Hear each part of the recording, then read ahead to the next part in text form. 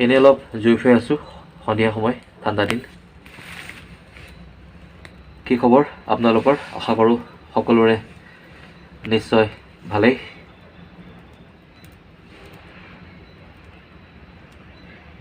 জীৱনত আমি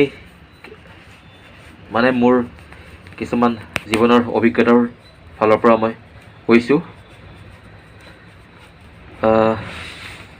আমি জীৱনত বহুত বস্তু বিচাৰোঁ আচলতে।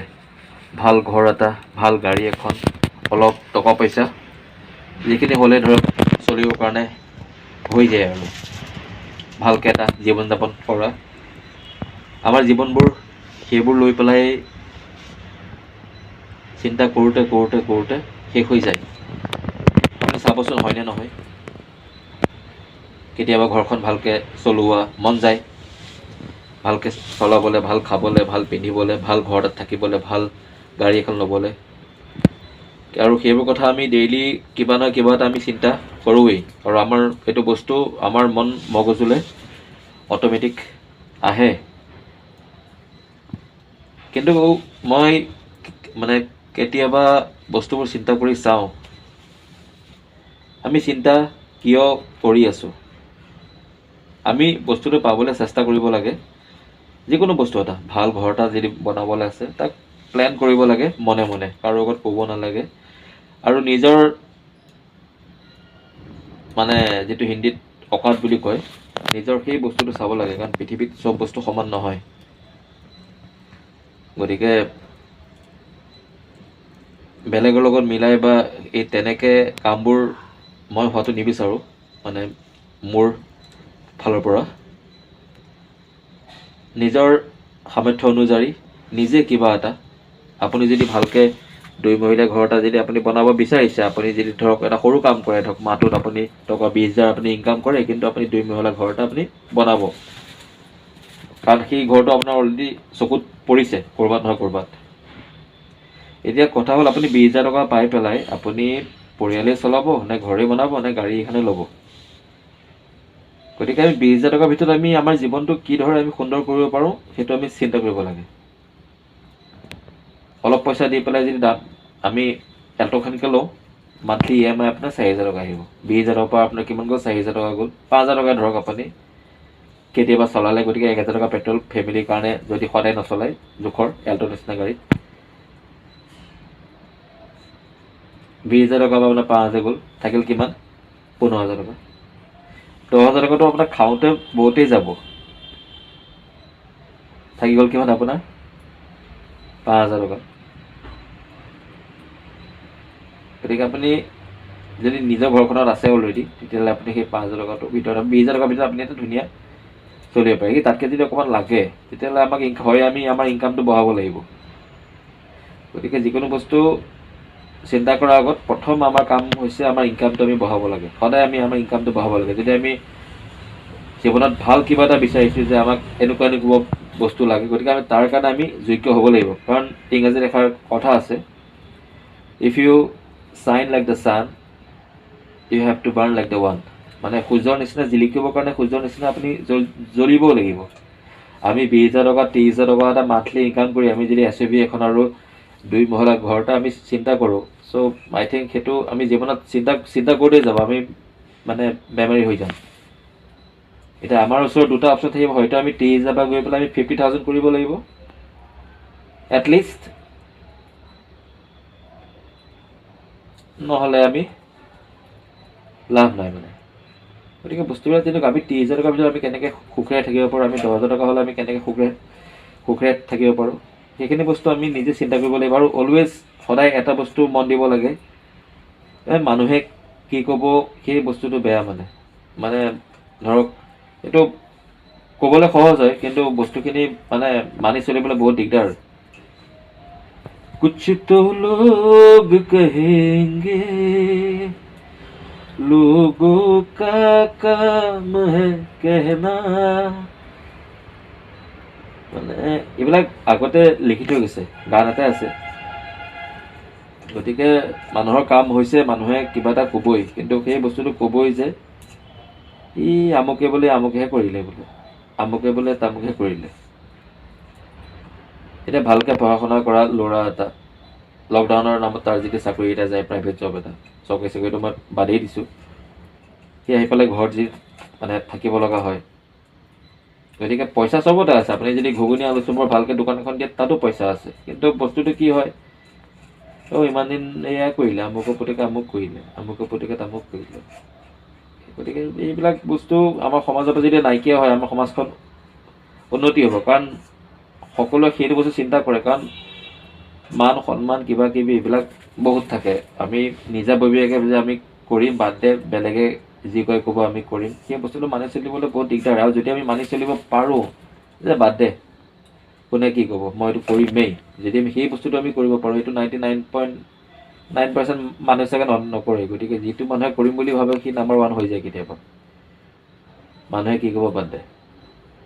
ত' সেইবিলাক বস্তু জীৱনত কিছুমান কথা বুজিলে জীৱনটো সহজেই পৰে, আৰু জীৱনত কিছুমান কথা নুবুজিলে জীৱনটো বৰ কঠিন হৈ পৰে।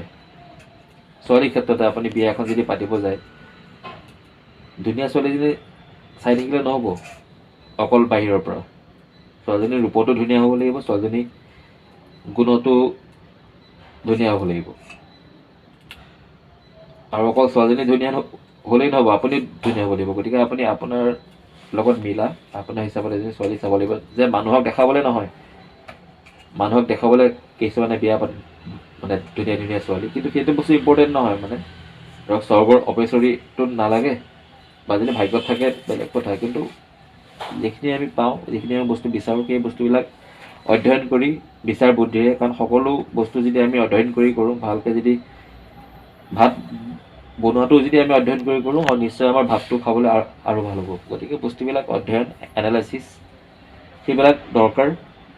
আমি যিমান কথা পঢ়িম, যিমান কথা জানিম, আমাৰ জীৱনটো সিমান সহজ হৈ পৰিব। আজি জুবিন দায়ে বহুত কিতাপ পঢ়ে, হাজাৰ হাজাৰ কিতাপ তেখেতে পঢ়ি পেলাইছে। তেখেতৰ মূৰটোত হাজাৰ কিতাপৰ নলেজ সোমাই আছে। গতিকে তেখেতে কেতিয়াও কোনো বস্তু কেয়াৰ নকৰে, মানে যি মন যায় তাকে কৰে, কাৰণ তেওঁ উত্তৰটো দিব জানে। মানে সেয়াই বস্তুবিলাক।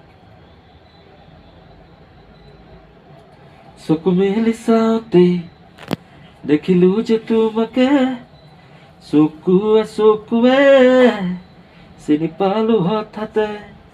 চকু মেলি চাওঁতে দেখিলো যে তোমাকে, চকুৱে চকুৱে চিনি পালো হঠাতে। মনৰে মৰমী তুমি কি জানি, যোন যেন মুখনি বুকুৰে পুৰণি। চকু মেলি চাওঁতে দেখিলো যে তোমাকে, চকুৱে চকুৱে চিনি পালো হঠাতে। সেয়ে জীৱনটো চিন্তা কৰি, অযথা কিছুমান চিন্তা কৰি পেলাই জীৱনটো নষ্ট নকৰিব। লাইফটো হেপিলি জীয়াই থাকক, নিজৰ কামবিলাক কৰি থাকক, নিজৰ প্লেনবিলাক মাইণ্ডৰ ভিতৰত ৰাখি সেইমতে কষ্ট কৰি যাওক। 10,000 বা 20,000, 20,000 বা 23,000 যিমান পাৰে সিমান আৰ্নিং কৰিব চেষ্টা কৰক। কাৰণ আজি যুগটো গতিটো হৈছে পইচা, আপোনাৰ হাতত পইচাও থাকিব লাগিব। গতিকে সেইবিলাক বস্তু মদ ভাং খাই পেলাই আপুনি নিজৰ ব্ৰেইনটো বেছি চিন্তা কৰি, মোৰ ভাগ্যখন বেয়া, মোৰ কপাল বেয়া, মোৰ দ্বাৰা এইটো কাম নহয়, আমাৰ নিচিনা মানুহে এইবিলাক কাম কৰিব নোৱাৰে, আমাক ভগৱানে টকা নিদিলে, এইবিলাক এক্সকিউজেছ দি লাভ নাই। গতিকে ডাইৰেক্টলি মদো খাওক, ভাঙো খাওক, কিন্তু কেতিয়াবা লিমিটত।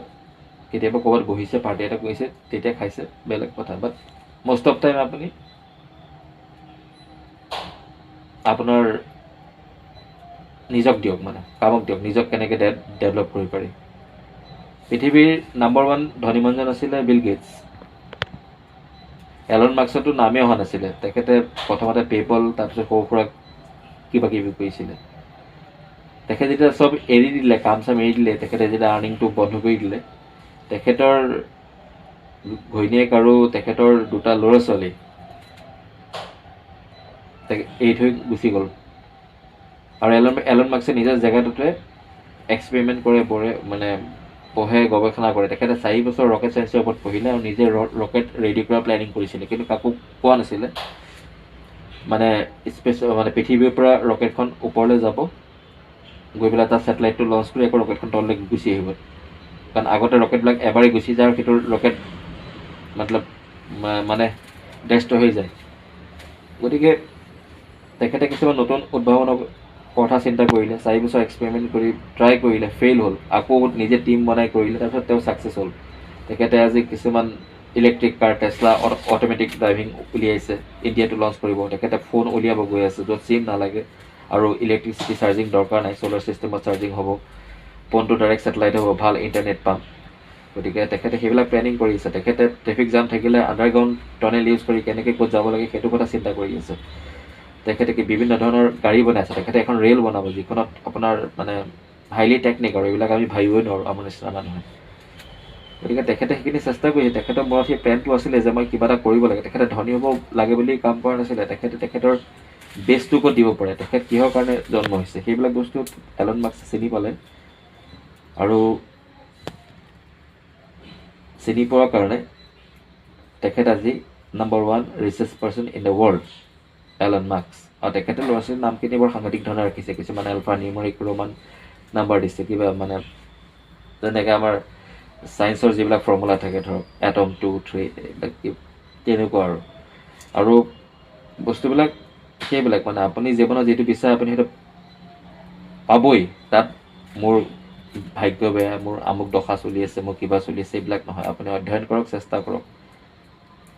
আব্ৰাহাম লিংকনে কৈছিলে যে গছজোপা কটাটো ইম্পৰ্টেণ্ট নহয়, কটাৰ আগত কুঠাৰখন যিমান পাৰে সিমান ধৰুৱাই লোৱা, যাতে এঘাপতে যাতে গছজোপা কাট খাই যায়। গতিকে আমাক নলেজ যিমান পাৰে গোটাওক, নিজে যিটো বিষয় ভাল পায় সেইটো বিষয়ৰ ওপৰত নলেজ উলিয়াওক, আননেচেচাৰী নকৰিব। এটা পইণ্টত চলিব। যদি আপুনি খানা পিনাৰ কিবা ইউনিক কৰিব বিচাৰিছে, আপুনি খানা পিনা ভাল পায়, বনাই ভাল পায়, খাই ভাল পায়, খুৱাই ভাল পায়, তেতিয়াহ'লে আপুনি খানাৰ ওপৰত ৰিচাৰ্চ কৰক টোটেলি, নিজৰ হিচাপত আপুনি কি বিচাৰে একজেক্টলি। যদি আপুনি মিউজিক কৰে মিউজিকত কৰক, যদি আপুনি লিটাৰেচাৰ কৰে লিটাৰেচাৰ কৰক, আপুনি যদি ছায়েন্সত কৰে ছায়েন্সত কৰক, সেইবিলাক বস্তু। So' live your life at your own choice. কিন্তু লাইফটো বৰবাদ নকৰিব মদ খাই, ভাং খাই, এনি টাইম পাৰ্টি কৰি নহয়। এইবিলাক কৰিব লাগে, কিন্তু মাজত কেতিয়াবা অকণমান জিৰণি ল'বৰ কাৰণে মেক্সিমাম টাইম নিজক দিয়ক, নিজক ভাল পাওক। নিজক ভাল পালেহে আপুনি বেলেগক ভাল পাব পাৰিব। গতিকে বস্তুবিলাক সেইবিলাক আৰু লাভ ইউ অল। ভাল লাগিল, এনেই অলপ পাতিলোঁ কথা। কিবা যদি ভুল কথা কৈছোঁ মোক ক্ষমা কৰি দিব। জুইৰ ওচৰত আছোঁ, ঠাণ্ডা দিন, জুই ফুৱাই আছিলোঁ। সেয়াই, বাই বাই।